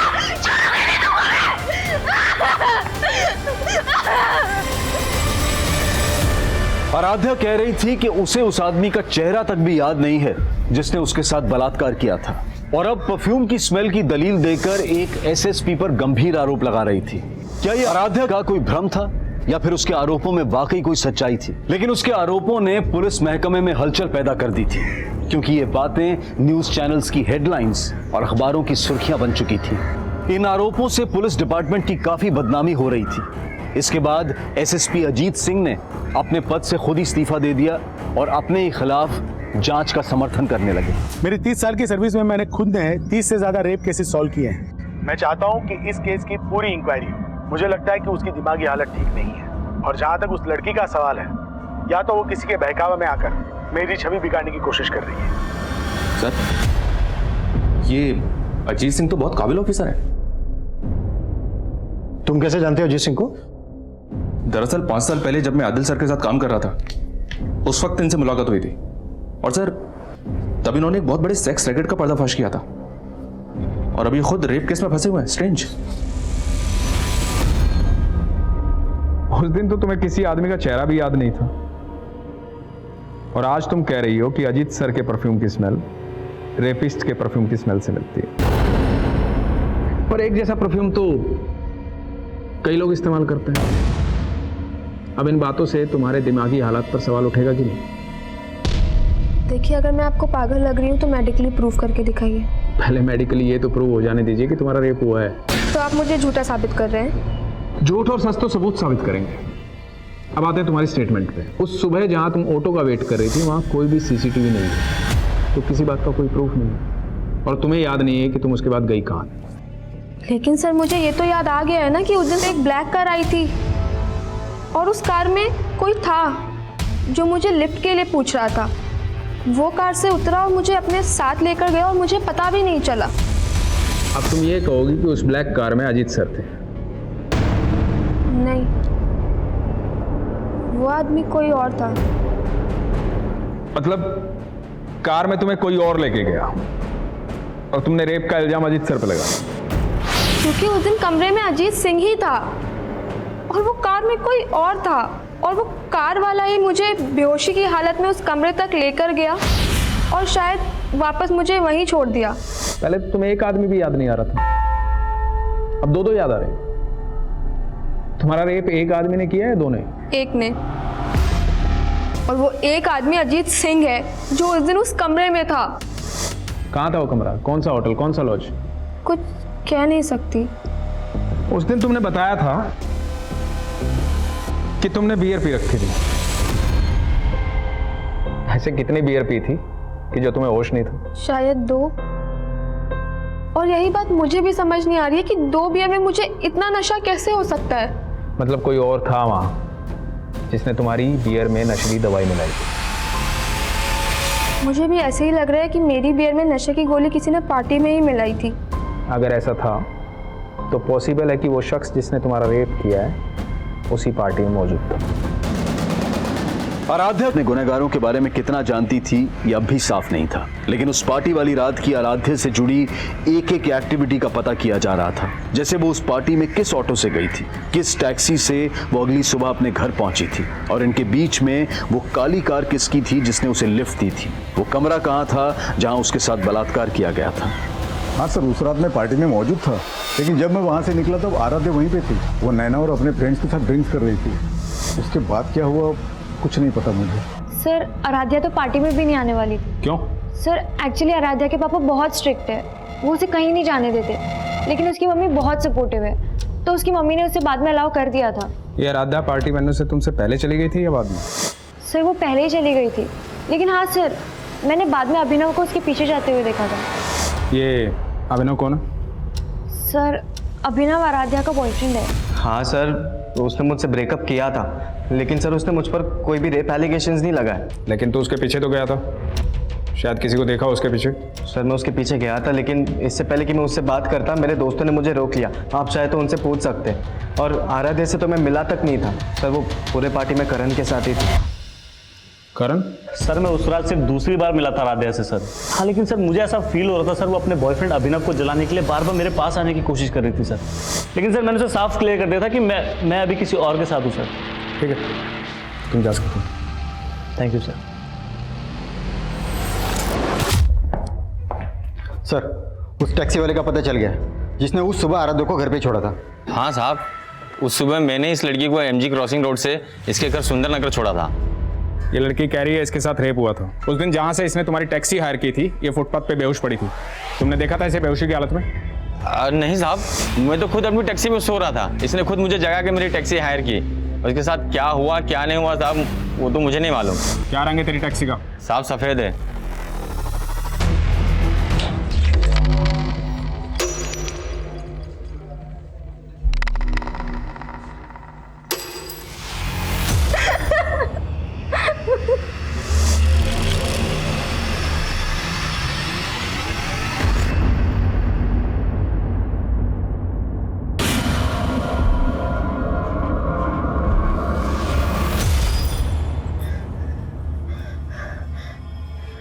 याद आया मम्मी, उस घर का मेन गेट का कलर ब्लू था जहाँ पे मुझे वो ब्लैक कार लेके गई थी।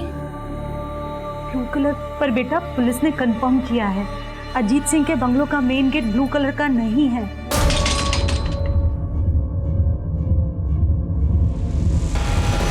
लेकिन मैंने रेप उसी ने किया है मम्मी, और जिस घर का गेट ब्लू था अजीत सिंह मौजूद था वहाँ पे। अच्छा ठीक है, तू ये याद करने की कोशिश कर कि उस ब्लैक कार में कौन आदमी था।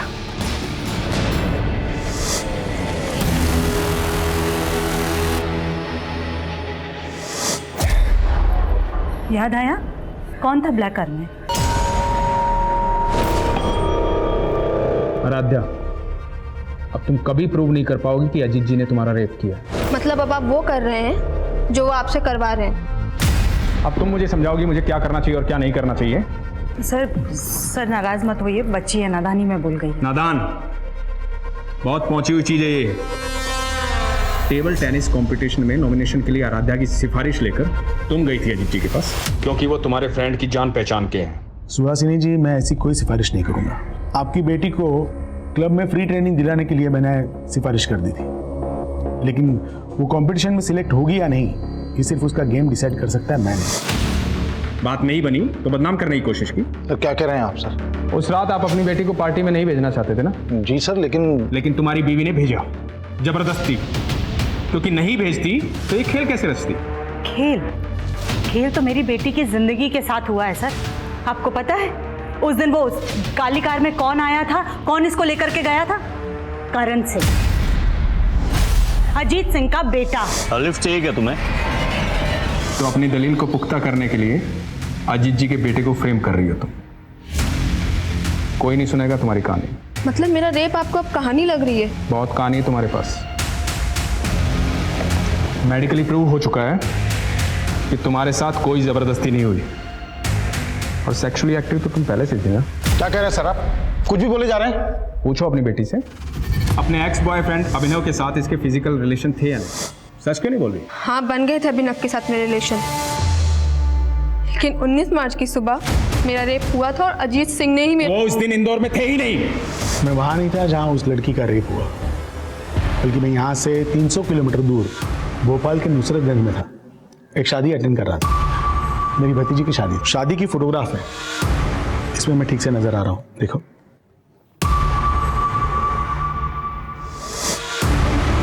अपने एलिगेशन वापस लो, तो इस केस में उल्टे बुरी तरह फंस जाओगे।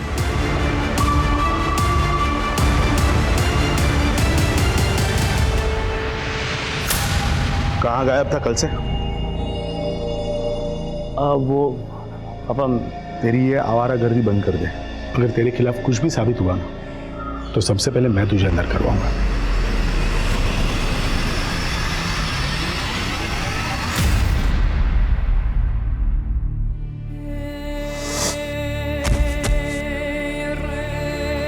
तुम लोग ओवररिएक्ट कर रहे हो। ये भी तो हो सकता है कि कोई आराध्या, आराध्या,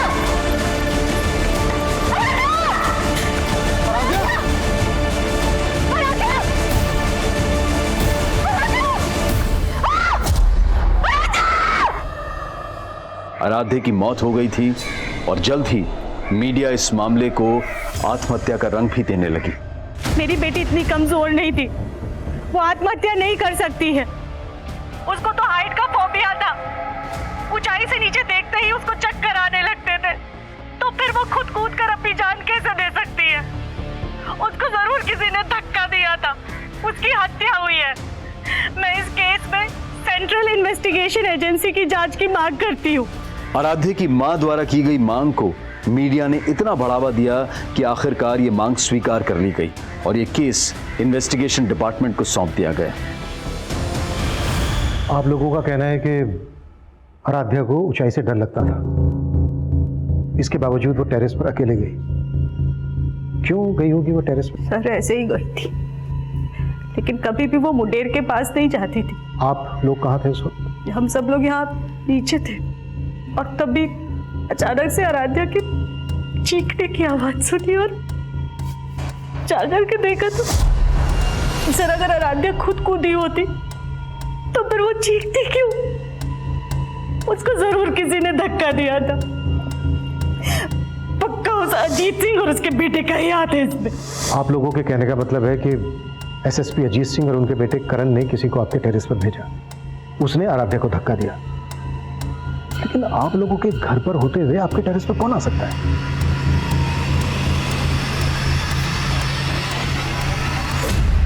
सर लड़की की लाश वहां मिली थी। अगर कोई बाहरी आदमी इस छत पे आया है तो पड़ोस की किसी छत से ही आ सकता है, क्योंकि यहाँ पे आने के लिए सीढ़ियां घर के अंदर से ही आती हैं और आस पड़ोस की किसी छत पे सीसीटीवी मिलना तो पॉसिबल नहीं है।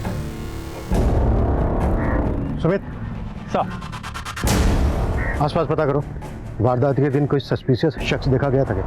साहब, मनीष, सबसे पहले हमें यह पता करना होगा कि आराध्या का रेप और मर्डर केस क्या दोनों आपस में कनेक्टेड है या फिर दोनों केसेस अलग अलग हैं? लेकिन सर इस केस की इन्वेस्टिगेटिव टीम का तो यही मानना है कि आराध्या का रेप ही नहीं हुआ और मेडिकल रिपोर्ट से भी ये कंफर्म नहीं हुआ है। मेडिकल रिपोर्ट से जो तब कंफर्म होता ना जब रेप के तुरंत बाद उन्होंने आराध्या का मेडिकल करवाया होता। उन्होंने रिपोर्ट ही 4 दिन के बाद फाइल करवाई थी। सर आराध्या ने 3 दिन तक तो हमें भी कुछ नहीं बताया था और 4 दिन तक आराध्या को रेपिस्ट का चेहरा ही याद नहीं था। 7 दिन के बाद उसने एसएसपी अजीत सिंह पर एलिगेशन लगाए और कहीं 10वें दिन जाकर आराध्या को याद आया कि उस ब्लैक कार में अजीत सिंह का बेटा करण था। ठीक हो तुम? सर आराध्या को जैसे जैसे जो कुछ भी याद आता जा रहा था वो हमें बताती जा रही थी। इसका मतलब ये नहीं है कि वो कुछ भी झूठ बोल रही थी, लेकिन पुलिस ने हमारी किसी बात पर भी भरोसा नहीं किया। हाँ सर, अजीत सिंह ने घर पे आके मुझे धमकी दी। मैं कोई टेढ़ा तरीका इस्तेमाल नहीं करना चाहता। आप कोर्ट में जाना चाहते हैं जरूर जाइए, लेकिन कोर्ट का फैसला आप पे भारी पड़ेगा। मेरे बॉस से बोल के मुझे जॉब से निकलवा दिया, उसके बाद मेरी वाइफ और बेटी के पीछे गुंडे लगवा दिए। 2 दिन में अगर कंप्लेन वापस नहीं ली ना तो अंजाम बुरा होगा, समझे? कौन आदमी थे वो? पता नहीं, बिना नंबर प्लेट की बाइक पर आए थे और दोनों ने हेलमेट भी लगा रखा था। हमने पुलिस को इस बात की जानकारी दी, लेकिन हमारी कोई सुनवाई नहीं हुई। सर आराध्या की फैमिली भले ही लगातार अजीत सिंह और उसके बेटे पर एलिगेशन लगा रही है, लेकिन अजीत की अलाबाई उसके खिलाफ नहीं जाती। ये देखिए सर, 19 मार्च को अजीत सिंह भोपाल में शादी में शामिल हुआ था, और ये बात सही है सर, मैंने कंफर्म किया है। और सर ये एविडेंस अजीत जी के बयान को सपोर्ट करता है। मनीष, कहीं ऐसा तो नहीं है कि तुम अभी भी इस बात से इन्फ्लुएंस हो कि अजीत सिंह एक काबिल ऑफिसर थे? नहीं सर, बिल्कुल भी नहीं। मैं सोच रहा हूँ कि अगर सच में अजीत सिंह इस केस में इन्वॉल्व है, तो अजीत सिंह जैसा काबिल ऑफिसर अगर इस तरह का कोई क्राइम करेगा तो वो इतनी सफाई से करेगा कि किसी का हाथ उसके कॉलर तक ना पहुंच पाए। हो सकता है ये जो अलीबाई के प्रूफ है ये अजीत सिंह के दांव पेच हो। लेकिन सर अगर ये कोई दाव पेच है तो अजीत सिंह 19 मार्च के इस फोटो में क्यों दिख रहे हैं? वो वेडिंग पार्टी चली होगी 18 मार्च की रात से 19 मार्च की सुबह तक, और 19 मार्च की रात को ही 12 साढ़े 12 बजे से लेकर सुबह 6 बजे तक आराध्या गायब थी। मनीष, ये भी तो हो सकता है उसी रात लेट नाइट अजीत सिंह भोपाल से इंदौर आ गया।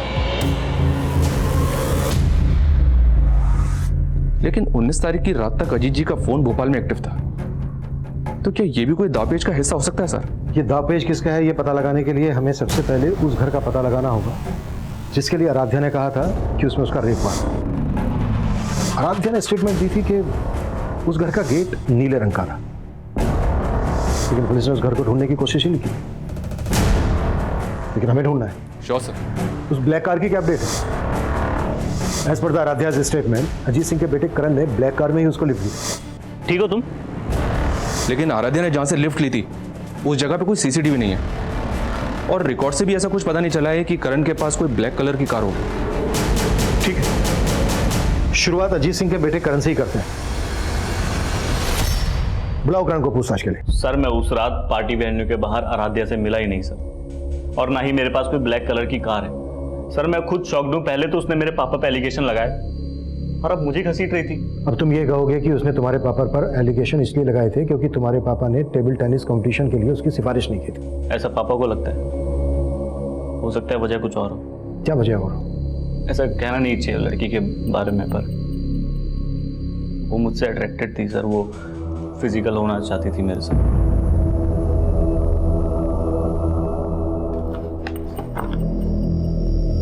लेकिन तुमने अपने एक बयान में कहा था कि तुम आराध्या से सिर्फ 2 ही बार मिले थे। हाँ सर 2 ही बार मिला था, और सर दूसरे बार ही मुझे ऐसा सिग्नल देने लगी सर। तुम अपनी गर्लफ्रेंड के साथ लॉयल हो या फिर मैं पसंद नहीं तुम्हें? एक मिनट सॉरी आई कांट।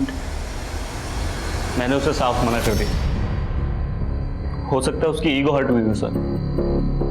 आप खुद सोचो सर, अगर मुझे कुछ करना आता तो मैं तब नहीं करता। ऊपर से उसने ऐसे कहा कि मैं उसे अपने पापा के पास ले गया।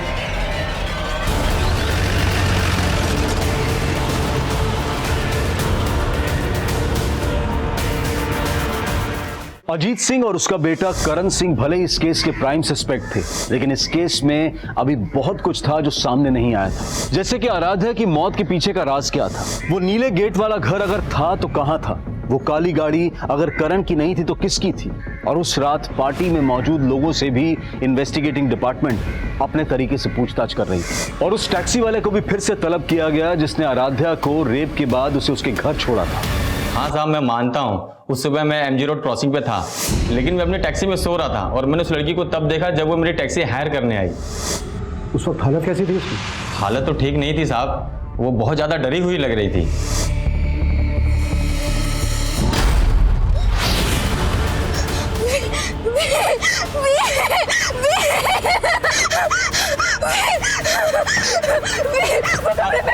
अरे क्या हुआ मैडम?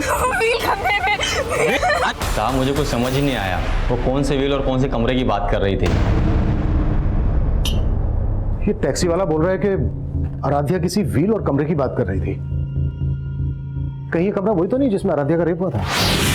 तो किसी व्हील का भी उस ब्लू गेट वाले घर से कनेक्शन है? ऐसा कोई घर मिला? नहीं सर, फिलहाल तो नहीं। हाँ लेकिन आराध्या की दोस्त नैना ने एक नई स्टेटमेंट दी। सर मैंने ये बात पहले भी पुलिस को बताने की कोशिश की थी, लेकिन वो वही जानने में इंटरेस्टेड थे जो वो जानना चाहते थे। कब की बात है ये? क्या हुआ? मुझे लगा वो सुपर शादा भी यहीं खड़ा था और हमें मोबाइल में रिकॉर्ड कर रहा था। सर तब तो हमने ये बात को इग्नोर कर लिया था, लेकिन आराध्या के रेप और मर्डर के बाद ऐसा लगा कि शायद इसका कुछ कनेक्शन हो।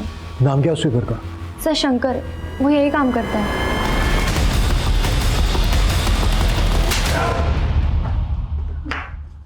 मैंने क्या किया सर?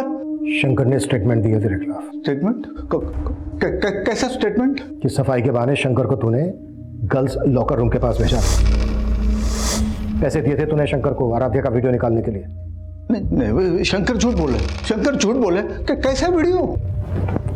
वही वीडियो जो उसने तुझे भी सेंड किया था। उसकी मैसेज हिस्ट्री निकाली हमने और तेरी हिस्ट्री भी निकाली। इससे पहले भी कई लड़कियों ने कंप्लेन की थी ना तेरे खिलाफ। यकीन कीजिए सर, मैंने कुछ नहीं किया। आराध्या को लेकर तेरी बुरी नियत थी ना? मैंने शंकर को पैसे दिए थे वीडियो रिकॉर्ड करने के लिए, लेकिन आराध्या के साथ मैंने कोई गलत काम नहीं किया सर। इसी वीडियो के बल पे तू ब्लैकमेल कर रहा था ना आराध्या को? तू नहीं रेप किया ना आराध्या का? तेरे ही कहने पर आराध्या एसएसपी अजीत सिंह और उसके बेटे करण पर एलिगेशन लगा रही थी ना? नहीं सर, मैंने ऐसा कुछ नहीं किया सर। मैंने नहीं किया। ऐसा नहीं किया सर ये सुधाकर तो वहीं का वहीं अटका हुआ है। करण और अजीत से भी इसके ऐसे किसी इशू का पता नहीं चला है जिससे लगे कि सुधाकर की ब्लैकमेलिंग की वजह से आराध्या करण और अजीत पे एलिगेशंस लगा रही थी। मनीष, ये सिर्फ मेरी थ्योरी है। इसका मतलब ये नहीं है कि अजीत सिंह और उनके बेटे करण को मैं शक के दायरे से बाहर कर रहा हूं। सर एक थ्योरी मेरी भी है। अगर हम लोग ये मान लें कि आराध्या की संदिग्ध मौत और उसका रेप केस दोनों अलग अलग हैं, तो हम आराध्या की फैमिली को क्लीन चिट नहीं दे सकते। आराध्या का भाई और फादर तो चाहते ही नहीं था कि आराध्या केस फाइल करे। वो तो आराध्या ने फोर्स किया तो अंत में जाकर केस फाइल हुआ। और शायद इसीलिए आराध्या को छत से गिराकर मार दिया गया। सिर्फ इस थ्योरी के बेसिस पे हम इनको इंट्रोगेट नहीं कर सकते। देखो कुछ मिलता है क्या इनके खिलाफ?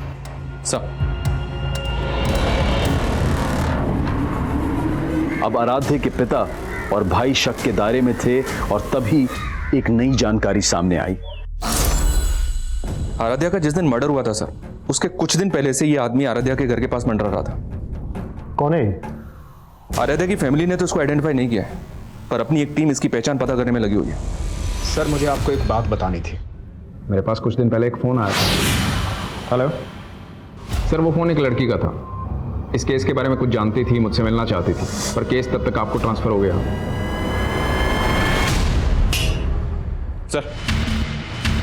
सर पीआई राजेश मौर्य ने जिस लड़के का नंबर दिया था, वो नंबर किसी मंजू नाम की लड़की का था। लेकिन कुछ दिन पहले मंजू की एक रोड एक्सीडेंट में मौत हो गई। जी हाँ सर। और चौंकाने वाली बात यह है कि राजेश का ऐसा मानना था कि वो लड़की उन लोगों को जानती थी जिनके प्रेशर में आराध्या ने अजीत पर रेप केस लगाए थे। अगर इंस्पेक्टर राजेश को ये बात पहले से पता थी तो उसने ये बात हमें बताने में इतना टाइम क्यों लगा दिया? Manju hit and run case Narendra Nagar थाने में आया था और जिस टेम्पो से मंजू का एक्सीडेंट हुआ था उस टेम्पो का भी अभी तक पता नहीं लगा पाए ये लोग। और सर वो लोग ऐसा मान रहे हैं कि मंजू जानबूझ के टेम्पो के आगे आई, क्योंकि मंजू के फादर ने स्टेटमेंट दिया था कि मंजू ने पहले भी सुसाइड करने की कोशिश की थी। मंजू के फादर से मिलना पड़ेगा।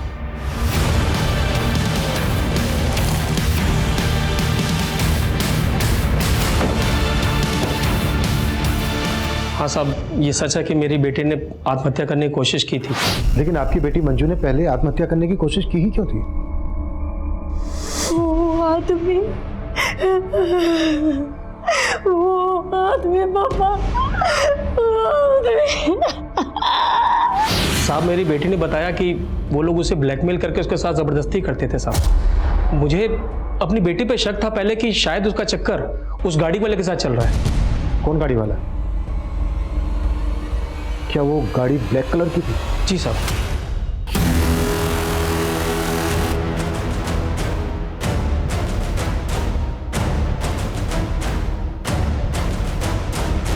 फिर साहब मैंने उस कार का पीछा किया जिस कार में मेरी बेटी थी, और वो कार एक कोठी में घुस गई। मैं कोठी में जाने की कोशिश की, लेकिन सब वॉचमैन ने मुझे अंदर जाने नहीं दिया। कहाँ है वो कोठी?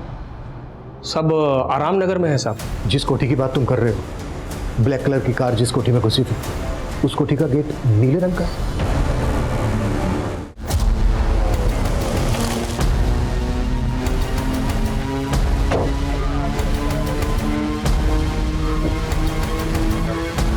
कलर चेंज कर दिया।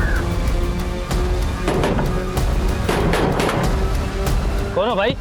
अरे गाड़ी में डालो इसको। अरे साहब मैंने क्या किया साहब?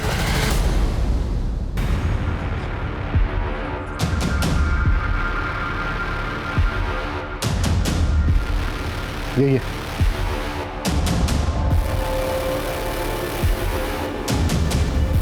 साहब मुझे कुछ समझ ही नहीं आया, वो कौन से व्हील और कौन से कमरे की बात कर रही थी।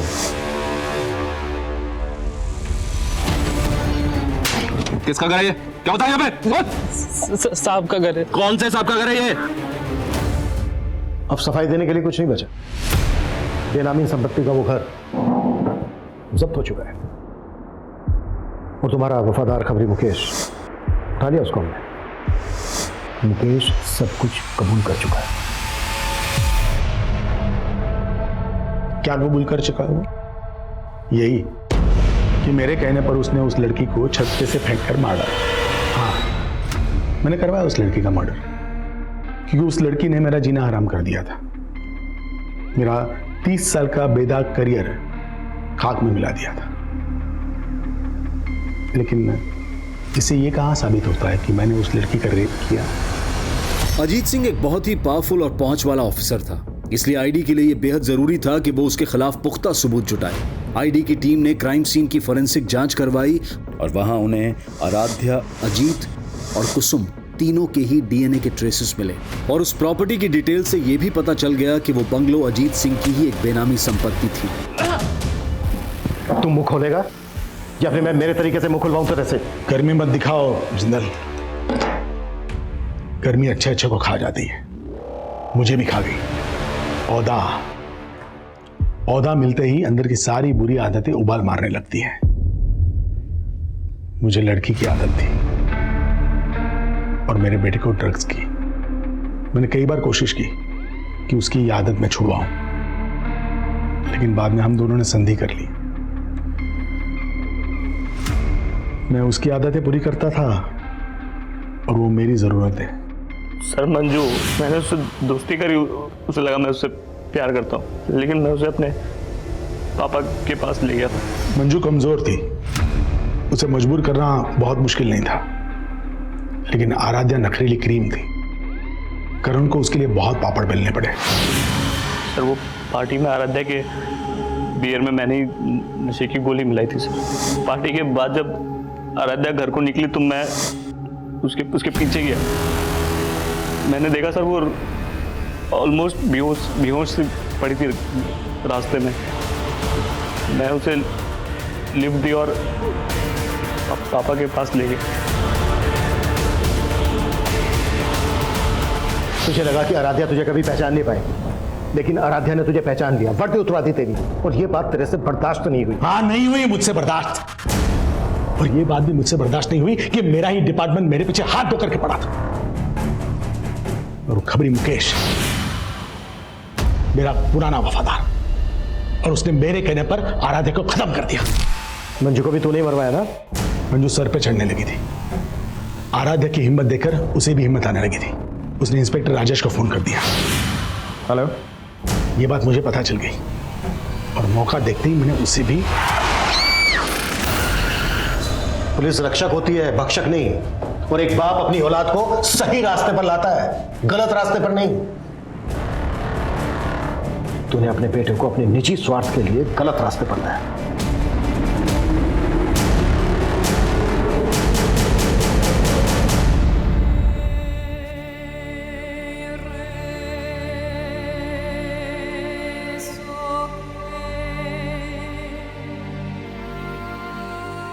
आराध्या भले ही आज हमारे बीच नहीं है, पर आखिरकार उसे इंसाफ मिल गया।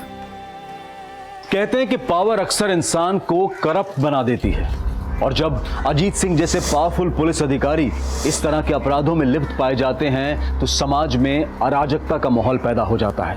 एक आम नागरिक का भरोसा डगमगा जाता है। जो सिस्टम उसके अधिकारों को ताकत देने के लिए बना हो, अगर वही सिस्टम उसे कमजोरी का एहसास दिलवाए तो समाज का स्वरूप डरावना हो जाएगा। लेकिन सामाजिक और पारिवारिक स्तर पर हमें भी अपनी सोच में, अपने ख्यालों में वो आज़ादी लानी होगी जो महिलाओं को एक दबाव मुक्त, एक अपराध मुक्त माहौल दे सके। लेकिन हमें उस सोच से भी बचना होगा जहां बेफिक्री की आदत हमें तमाम फिक्रों में जकड़ लेती है, जैसा कि आराध्या के साथ हुआ। जिंदगी शौक से जीना अच्छी बात है, लेकिन शौक पूरे करते वक्त इतने भी बेखौफ ना हो जाएं कि हमें अपने आसपास खतरे की दस्तक भी ना सुनाई दे। अब मैं अनूप सोनी आपसे विदा लेता हूं। फिर मुलाकात होगी क्राइम पेट्रोल सतर्क में एक और नए केस के साथ। तब तक अपना और अपने परिवार का ख्याल रखें, सतर्क रहें, सुरक्षित रहें और देखते रहें क्राइम पेट्रोल सतर्क। जय हिंद। क्राइम पेट्रोल के और भी दिलचस्प कहानी देखने के लिए हमारे चैनल को सब्सक्राइब करें और बेल आइकॉन दबाना न भूलें।